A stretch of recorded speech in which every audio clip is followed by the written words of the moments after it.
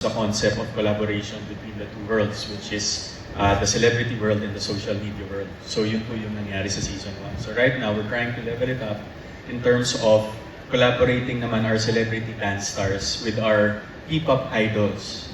Kasi very much dominant na rin na nakikita na natin na nag-grow yung fan base ng mga P-pop stars natin dito sa Philippines. So I think that's one way of leveling up season 2 for Stars on the Floor. Alright, thank you, Alden. And for Raver naman, some questions?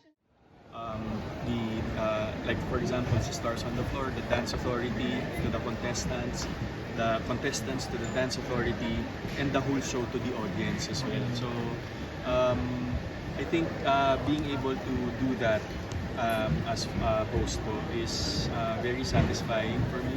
Na parang at the end of the day, whenever we get to finish certain episodes na minsan nagugulat din. Because first and foremost po, hindi naman talaga din ako really introduced in the industry as a host. But being able to, be part of the longest of Itbulaga before, I think skill sets. Kasi di ba, syempre, we in the industry, kailangan technically anything they ask of you, you have to do it. But I think with this show, with Stars on the Floor, and also with the previous dances that I showcased in the past, this show gave me a whole deeper meaning when it comes to the art of dance. And parang with that in mind, I tend to be more into it rather than i-rehearse ko lang siya and i-showcase ko siya on TV.